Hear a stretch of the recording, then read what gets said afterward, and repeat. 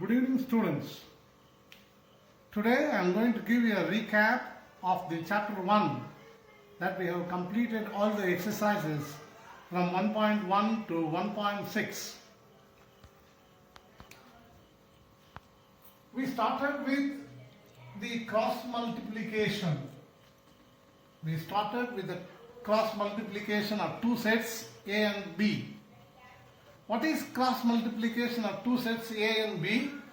A cross B is defined as x comma y for every x belongs to A and every y belongs to B.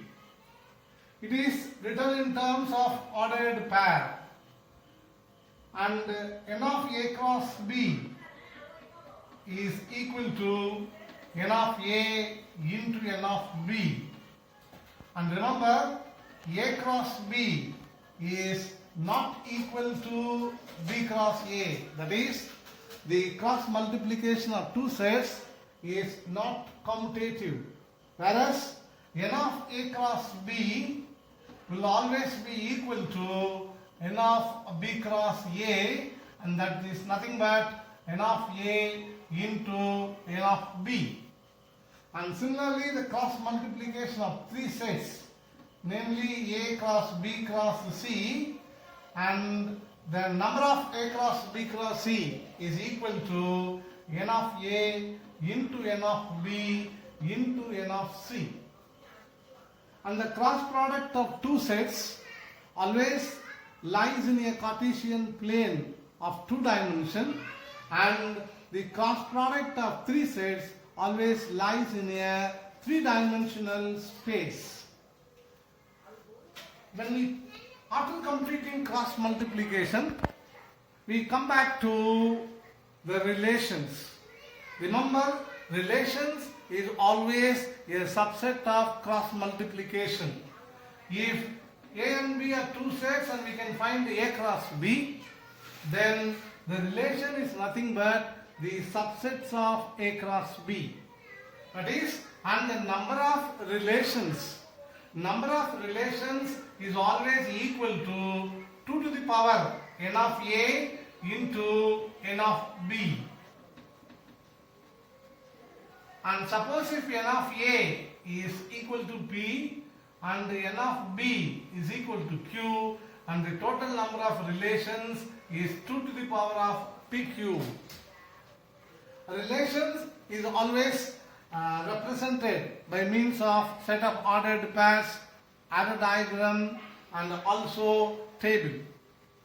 After going through cross multiplication and the relations, we'll go to the functions. Functions plays an important role in the day-to-day life. As it plays an important role in the day-to-day life, it is the applied sciences, and the famous mathematician Sir Leibniz is called the father of applied science. And when we come to the functions, how to define a function? Function f from A to B is said to be, the relation f from A to B is called a function if for all x belongs to A, there exists only one element y belongs to B. I repeat, the relation f from A to B is said to be a function if and only if for every x belongs to A, there exists only one y belongs to B. It is easy to explain the function in terms of arrow diagram. That is, if these are two sets, namely A and B, if A, B, C are the elements of A set A, and 1, 2, 3 are the elements of set B, and if A is related to 2, B is related to 3, C is also related to 3, we can check whether it is a function or not by going through the definition. See that there are three elements, and all the three elements have image. Each they have only one image in set B. Keep in mind that set A is called domain, Set B is called codomain, and the set of all images is called the range set. A function can be represented. A function can be represented by means of 4 different ways. That is, number 1, arrow diagram. Number 1, arrow diagram. Number 2, set of ordered pairs. Number 3, table. And number 4, it is a graph. So remember, a function can be represented by 4 different ways, namely arrow diagram, set of ordered pair, table and a graph. And after completing the definition and the representation of functions, we go to the different types of functions. Then I will just list out the functions. You can keep the definitions as I have explained already in the previous videos. We start the different types of function with one-to-one. Number 2, many-to-one. The name itself, we can easily identify the types of function. Many-to-one. Third one, it is onto. Fourth one, it is into. And a function which is one-to-one onto is called bijective. Then we go to identity function. Identity function is nothing but a function from a set A to itself. That is, every element will be related to itself. And next one is a constant function. Constant function, it is nothing but for all the elements of the set A, it will be related to only one element. For example, if it is A, B, C are the 3 elements, and this is 1 and 2, all elements of this set A is related to only one element of the set B, which is defined as a constant function. Remember, one-to-one onto means the number of elements of the domain and number of elements of the codomain will be equal. And talking about the identity function, n of A and n of B will always be equal, and definitely identity function is one-to-one and onto. Coming to constant function, it is definitely will not be one-to-one. It is always many-to-one functions, and it can be either onto function or into function according to the given sets A and B. When A related to 1, we call the image of A is 1. And when B related to 1, we say that B is the pre-image of 1. And here C is the pre-image of 1. So you have to keep all these terms when we talk about the functions: domain, codomain, range, image and pre-image. And different type of functions, it's not over. When there are few special type of functions as well. So the special functions. The special function, we started with the real valued function, that is for all images belongs to the real numbers. Then modulus x for modulus x function, it is x for all x greater than 0 and minus x for all x less than 0. And y equal to mx plus c is called a linear function where m not equal to 0. Remember, y equal to mx plus c always define a straight line that never passes through the origin. Then after the linear function we have quadratic function. A quadratic function is ax squared plus bx plus c not equal to 0 where a not equal to 0 is equal to 0, where a not equal to 0 is a quadratic function. Remember, a quadratic functions always talk about the parabolas. And a cubic function always starts with ax cubed plus bx squared plus cx plus d equal to 0, where definitely a not equal to 0 is called a cubical function. So real valued function modulus x, where x for modulus x equal to x for all x greater than 0 and minus x for all x less than 0, then linear function, quadratic function and cubic function. And before I complete the functions, I express the vertical line test and also the horizontal line test.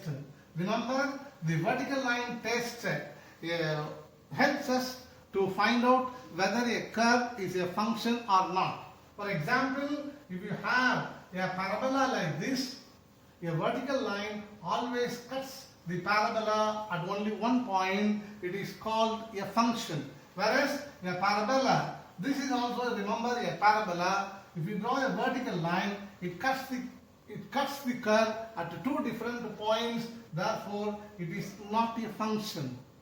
To be a function, the vertical line must cut the given curve at only one point. This is called a vertical line test. For example, if you have a curve like this, and if you draw a straight line, remember it cuts the curve at three different points. Therefore, it is also not a function. And another test called the horizontal test. Horizontal test helps us to find whether it is one-to-one or many-to-one. Suppose you have a straight line, it is y equal to x. You draw a horizontal line, it cuts the line at only one point, therefore it is one-to-one. Whereas if you have a parabola and if you draw a horizontal line, it meets the curve at two different points, therefore it is not one-to-one, it is many-to-one. Because if this is minus a and this is plus a, and this, remember, this is common distance. So if this is minus a comma y and this is a comma y, for the two different images, for two different elements, we have y as the common image. That is, element minus a and plus a are related to the same element y. Therefore, it is a many-to-one test, many-to-one function. So, horizontal line test explains the function is one-to-one or many-to-one, whereas the vertical line test helps us to find whether it is a function or not. Then we go to composition of functions. Composition of function is nothing but f dot g. How to find f dot g is f of g of x. And how to find g dot f? It is nothing but g of f of x.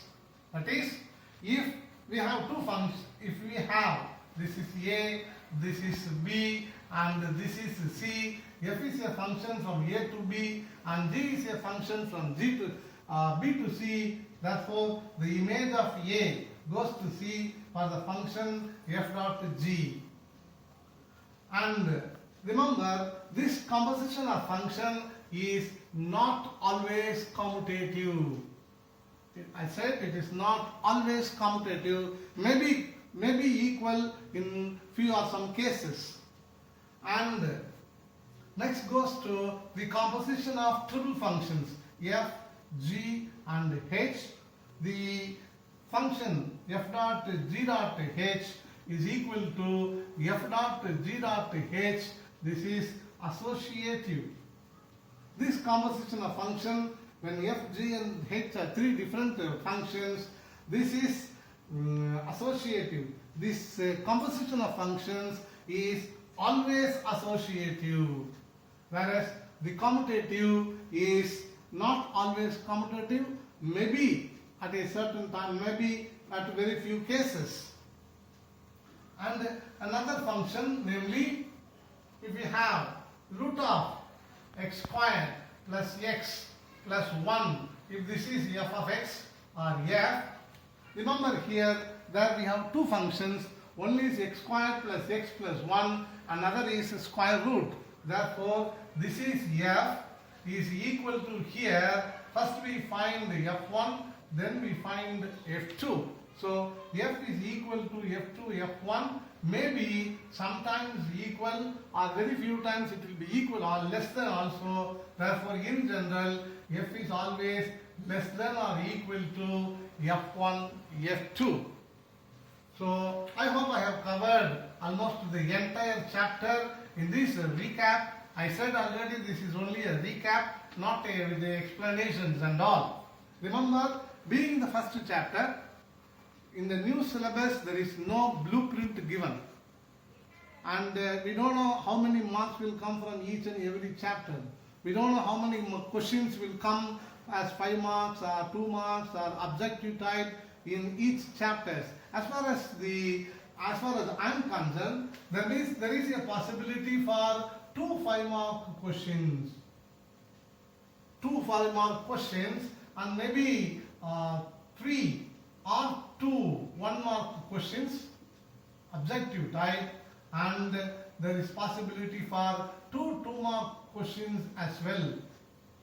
So totally 5 into 2, 10, 3 into 1, 3, 2 2s are 4, definitely it will not be less than 17.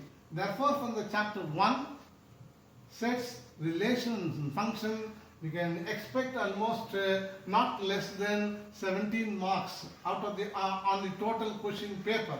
So if you are thorough with all these concept and the content of this first chapter, I hope definitely you may get all these 17 marks from the chapter 1. And as far as the objective type questions are given, we have one exercise 1.6. I have already given a video on that explaining how we are getting the answers.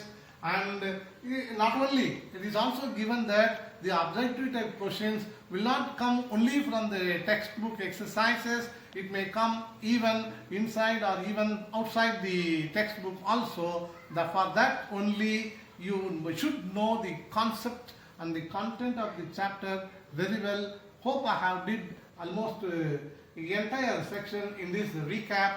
If you have any doubt, you can call me, and those who are seeing it newly or very for the first time, you please subscribe and share with all your friends and relatives. Thank you.